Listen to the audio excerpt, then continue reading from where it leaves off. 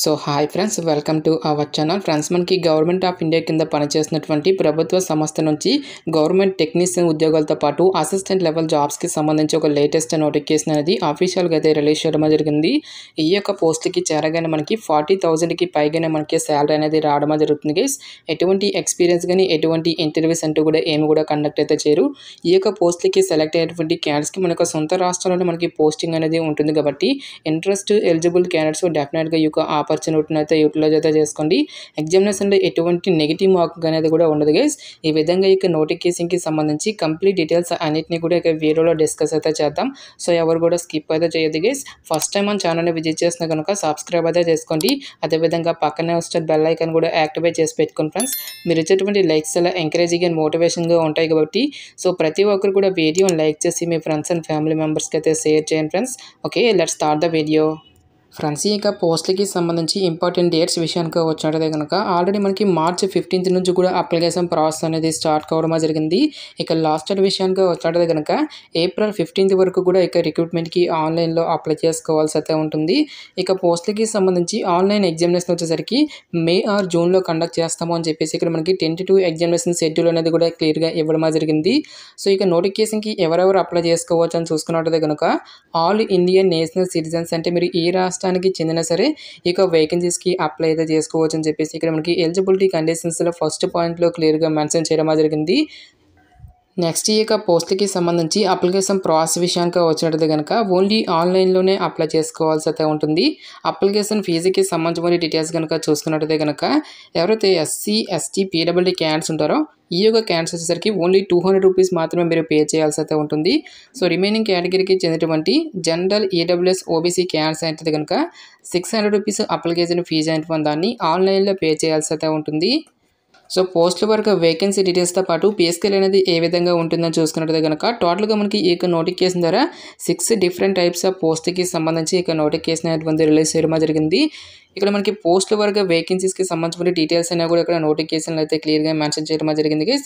ఏ category వరకు ఎన్ని vacancy అనేవి కేటాయించారు, ఇంక్లూడింగ్ మనకి ఎక్స్ సర్వీస్ మ్యాన్ క్యాండిడేట్స్తో పాటు పీడబ్ల్యూడీ క్యాండిడేట్స్కి కూడా సపరేట్గా పోస్టులు అనేవి కేటాయించడం జరిగింది.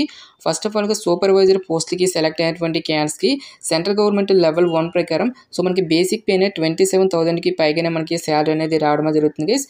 దీంతో పాటుగా అడిషనల్గా మనకి చాలా రకాల అలవెన్సెస్ అనేవి కూడా మనకి పే చేయడం జరుగుతుంది. ఈ విధంగా అన్ని అలవెన్సెస్ కలుపుకుంటే అప్రాక్సిమేట్లీ వచ్చేసరికి 40,000కి పైగానే మనకి శాలరీ అనేది రావడం జరుగుతుంది. నెక్స్ట్ జూనియర్ ఆఫీస్ అసిస్టెంట్ పోస్ట్లకి సెలెక్ట్ అయినటువంటి క్యాండిడేట్స్కి సో మనకి బేసిక్ పేనే 21,000కి పైగానే శాలరీ అనేది రావడం జరుగుతుంది. అన్ని అలవెన్సెస్ కలుపుకుంటే దాదాపుగా మనకి 30,000కి పైగానే మనకి శాలరీ అనేది రావడం జరుగుతుంది. ఫైనల్గా మనకి జూనియర్ టెక్నీషియన్ విభాగంలో ఉన్నటువంటి ఈ యొక్క పోస్ట్కి సెలెక్ట్ అయినటువంటి క్యాండిడేట్స్కి సెంట్రల్ గవర్నమెంట్ లెవెల్ 1 ప్రకారం సో మనకి బేసిక్ పేనే 18,000కి పైగానే మనకి శాలరీ అనేది రావడం జరుగుతుంది. అన్ని అలవెన్సెస్ కలుపుకుంటే మనకి అప్రాక్సిమేట్లో వచ్చేసరికి 25,000కి పైగానే మనకి శాలరీ అనేది రావడం జరుగుతుంది. సో పోస్ట్ వరకు ఎసెన్షియల్ ఎడ్యుకేషనల్ క్వాలిఫికేషన్ కనుక చూసుకున్నట్లయితే కనుక సూపర్వైజర్ పోస్టులకు వచ్చేసరికి ఎవరైతే ప్రింటింగ్ టెక్నాలజీ విభాగంలో ఫస్ట్ క్లాస్ డిప్లొమా కానీ లేదంటే బీఏ ఆర్ బీటెక్ కానీ బీఎస్సీ ఇంజనీరింగ్ కంప్లీట్ చేసినటువంటి క్యాండిడేట్స్ ఇక వేకెన్సీస్కి అప్లై చేసుకోవాల్సి అయితే ఉంటుంది. నెక్స్ట్ టెక్నికల్ కంట్రోల్ విభాగంలో ఉన్నటువంటి సూపర్వైజర్ పోస్టులకు వచ్చేసరికి ఎవరైతే printing, mechanical, electrical, electronics, computer science, information technology అనేటువంటి ఈ యొక్క బ్రాంచెస్లలో డిప్లొమా కంప్లీట్ చేసినటువంటి క్యాండిడేట్స్ కూడా ఇక జాబ్స్కి అప్లై అయితే చేసుకోవచ్చు. సో ఈ యొక్క క్వాలిఫికేషన్ అనేది మీకు లేనట్లయితే కనుక సేమ్ డిసిప్లిన్స్లలో బీఈ ఆర్ బీటెక్ కానీ లేదంటే బీఎస్సీ ఇంజనీరింగ్ కంప్లీట్ చేసినటువంటి క్యాండిడేట్స్ కూడా ఇక జాబ్స్కి అప్లై అయితే చేసుకోవచ్చు. ఇక సూపర్వైజర్ పోస్టులకి అప్లై చేసుకుంటే మీకు ఉండాల్సినటువంటి ఏజ్ లిమిట్ విషయానికి వచ్చేటైతే కనుక సో మీకు మినిమం ఏజ్ వచ్చేసరికి 18 ఇయర్స్ అయితే కంప్లీట్ అయి ఉండాలి. జనరల్ అభ్యర్థులు అయితే కనుక 30 ఇయర్స్ వరకు కూడా అప్లై అయితే చేసుకోవచ్చు. నెక్స్ట్ మనకి క్యాస్ట్ వరకు కూడా ఏజ్ రిలాక్సేషన్స్ అనేవి అప్లికేబుల్ అయితే అవుతాయి. ఓబీసీ క్యాండిడేట్స్కి 3 ఇయర్స్, ఎస్సీ ఎస్టీ క్యాండిడేట్స్కి 5 ఇయర్స్ పాటు కూడా అప్పర్ ఏజ్ రిలాక్సేషన్ అనేది ఇవ్వడం జరిగింది. నెక్స్ట్ జూనియర్ టెక్నీషియన్ పోస్ట్కి సంబంధించిన డీటెయిల్స్ కనుక చూసుకున్నట్టయితే కనుక సో ఇక్కడ మనకి ట్రేడ్స్ వైజ్గా డివైడ్ అయితే చేయడం జరిగింది.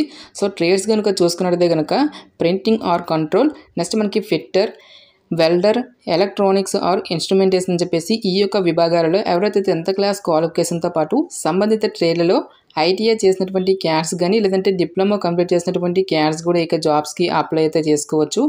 ఈ యొక్క జూనియర్ టెక్నీషియన్ పోస్ట్‌కి మీకు అప్లై చేసుకుంటే మీకు ఉండాల్సినటువంటి ఏజ్ లిమిట్ విషయానికి వచ్చేటదే గనక సో మీకు మినిమం ఏజ్ వచ్చేసరికి 18 ఇయర్స్ అయితే కంప్లీట్ అయి ఉండాలి. జనరల్ అభ్యర్థులు అయితే గనక 25 ఇయర్స్ వరకు కూడా అప్లై అయితే చేసుకోవచ్చు. ఓబీసీ క్యాండిడేట్స్ అయితే గనక 28 ఇయర్స్ వరకు, ఎస్సీ, ఎస్టీ క్యాండిడేట్స్ అయితే గనక 30 ఇయర్స్ వరకు కూడా అప్లై చేసుకోవడానికి ఛాన్స్ అనేది కల్పిస్తా ఉన్నారు. ఫైనల్‌గా మనకి జూనియర్ ఆఫీస్ అసిస్టెంట్ పోస్టులకి సంబంధించి ఎడ్యుకేషనల్ క్వాలిఫికేషన్ కనుక చూసుకున్నట్టయితే గనక మినిమం 55% మార్కులతో సో మీరు ఏదైనా ఒక విభాగంలో బ్యాచిలర్స్ డిగ్రీ అనేది కంప్లీట్ చేస్తే సరిపోతుంది. ఈ యొక్క వేకెన్సీస్‌కి అప్లై అయితే చేసుకోవచ్చు. ఎటువంటి ఎక్స్ట్రా సర్టిఫికేట్స్ గానీ, ఎటువంటి ఎక్స్పీరియన్స్ అంటూ కూడా ఏమీ కూడా ఉండాల్సినటువంటి అవసరం అయితే లేదు గైస్.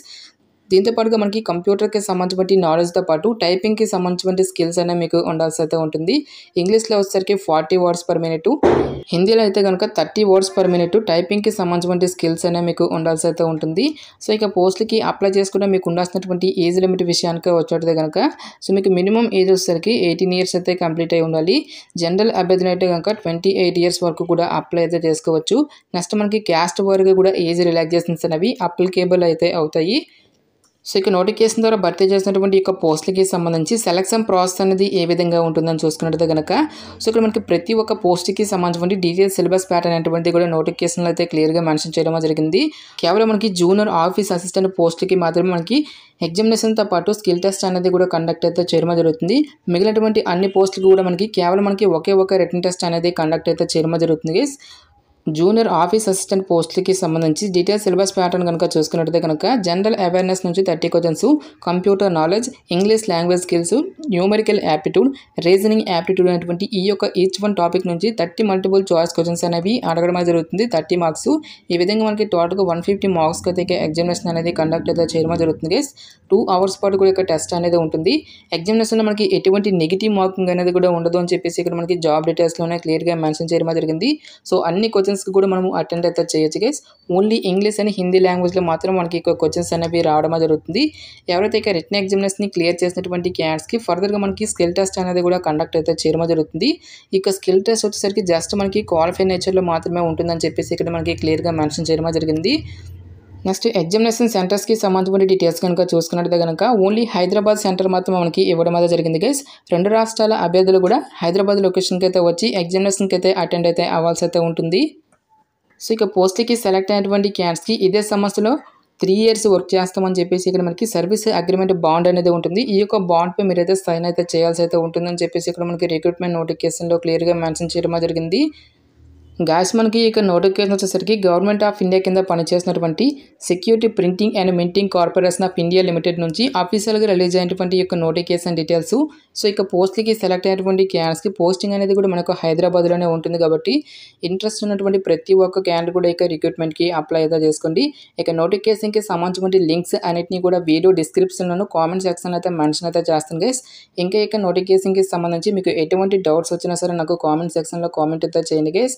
ఇటువంటి మరిన్ని జాబ్ అప్డేట్స్ కోసం మన ఛానల్ని సబ్స్క్రైబ్ చేసుకొని బెల్ ఐకాన్ కూడా యాక్టివేట్ చేసి పెట్టుకోండి. సో ఇది ఫ్రెండ్స్ ఇవాల్టి వీడియో. రేపు మరొక మంచి అప్డేట్తో మళ్ళీ మీ ముందుకు రావడం జరుగుతుంది. Thanks for watching. Have a nice day.